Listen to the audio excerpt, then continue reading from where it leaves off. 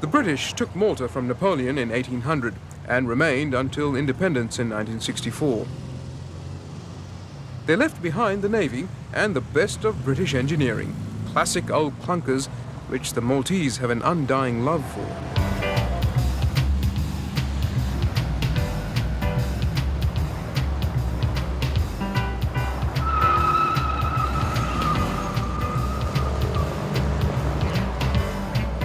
But the British were just the last in a long line of foreigners that have ruled Malta since 700 BC. Maltese people are, in fact, a small nation, the result of a mixture of races. The Phoenicians, the first known people to have come to Malta, and you had the Romans, the Greeks, and you had the Arabs. After the Arabs, the Normans came, the Spaniards, the Aragonese, and the Order of St. John for 260 years. That was a long time, and it has influenced our history a lot. The most famous of Malta's landlords, the Knights of St. John, were given Malta in 1530 for the annual rent of one Maltese falcon.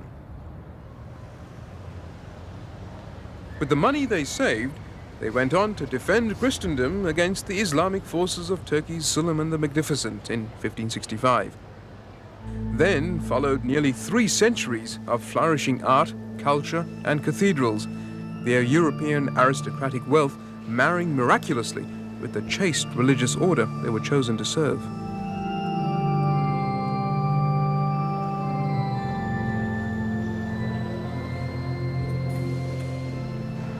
It's important to know that the full title of the order, well, it's the Sovereign Military Hospitaller Order of St. John of Jerusalem, Rhodes, and Malta. Now that gives you the whole history. Goodness. Well, for short, it's known as the Sovereign Military Order of Malta, SMOM. Antonio Montanaro is a knight and official keeper of the order's lavish co-cathedral. We have doctors, lawyers, businessmen, ordinary people, really. It's no longer a condition that you have to belong to the nobility, as it used to be in the past again. So today we look for people who are willing to play their part in the objectives of the order, the hospitaller tradition. In other words, you look after the sick and the poor. It's not an old boys club, but you sit around in comfy chairs and sip No, brandy. we are very careful not to divide your age groups as much as possible. On the other hand, you see, the problem is that you have to pick your members amongst groups who have achieved something, and that means perhaps the over 30 group. Then you mustn't have too many over 70, on the other hand. Do you enjoy wearing this? Enjoy, I don't know, not in the heat of summer, certainly.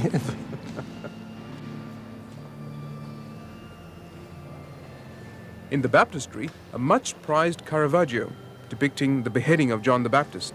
A rather somber affair, very much in keeping with the pavimento or floor of the cathedral, colourful and quite morbid marble tombstones under which lie the remains of past knights. Do you think you'll end up here with your fellow knights? Buried in this rather ornate? No, they don't bury here anymore, no, that was the rule in all the churches, actually, in the olden days, but now it's been prohibited for hygienic reasons, even. So, no, I'm not certainly looking forward to being buried anywhere. There are more than 365 churches in Malta, one for every day of the year. Some deserve more days than others, like Mostar, crowned by one of the largest domes in Europe.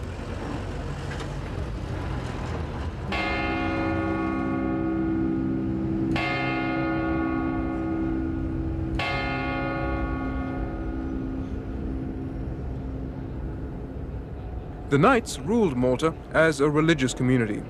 It remains a staunchly Catholic country with conservative family values. You don't see much hand-holding in the streets, and mixed couples tend to be tourists. While trying to maintain a traditional church-going society, they're also opening up to challenges being presented by integration into the European Union. We are bombarded with an influx, both through the tourists who come to Malta, an influx from the media, accessibility even through to the mass media. So we are receiving the ideas and the developments which are obviously taking place all over the world.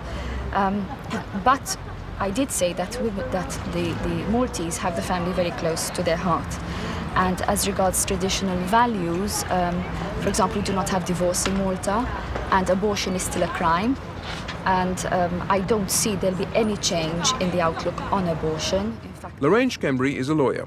She occasionally dines on the waterfront of Sliema, Malta's chicest town, just 20 minutes from Valletta. Maltese men are traditionally Mediterranean males. That means that they could be chauvinistic. Women perhaps are learning to take a stand more than ever before, to stand up for their rights, to stand up for what is theirs, and perhaps to take an active role in society. And they have outgrown their traditional roles of solely wives and mothers.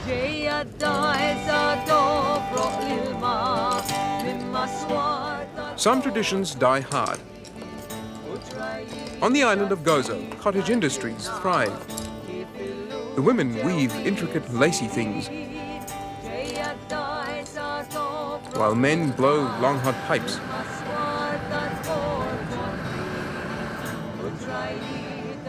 Gozo glass is pretty famous.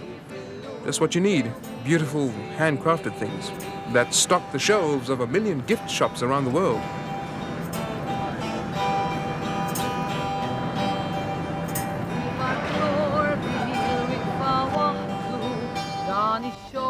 Six kilometers to the north, Gozo is Malta's sister island.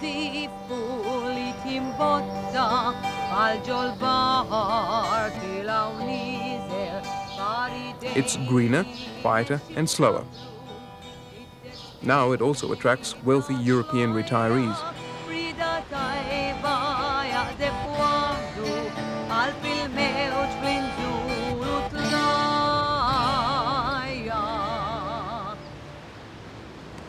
Back in Malta, the Maltese nobility used to live in the old capital of Mdina.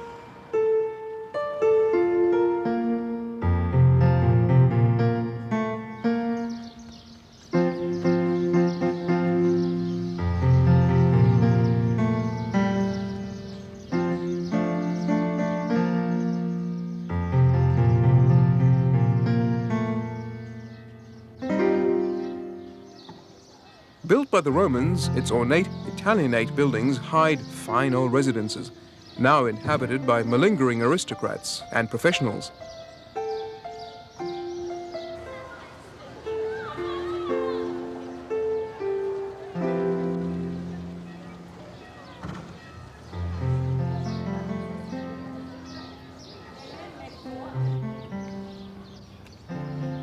It's a limestone museum with lots of confusing alleys, with not a shrub in sight.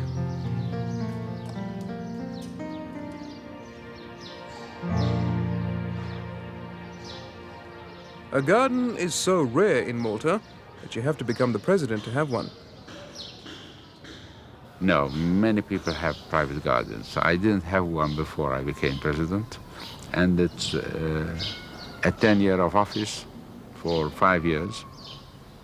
Cannot be repeated. So one doesn't want to get too much attached, emotionally attached to this place.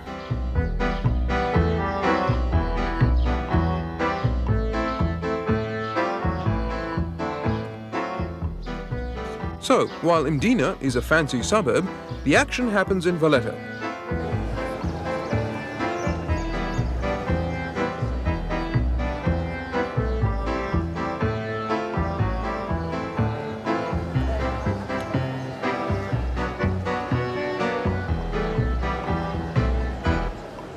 During the day, the streets are crammed with tourists and the usual Mediterranean types. Old boys sitting around gossiping about life, love, and why there are more Maltese living overseas than here.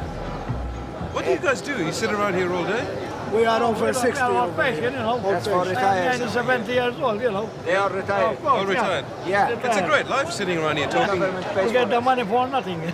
Money for nothing. But why do Maltese travel so much? Well, the old history of the Maltese, a lot of people come here and we go away, so we work somewhere else.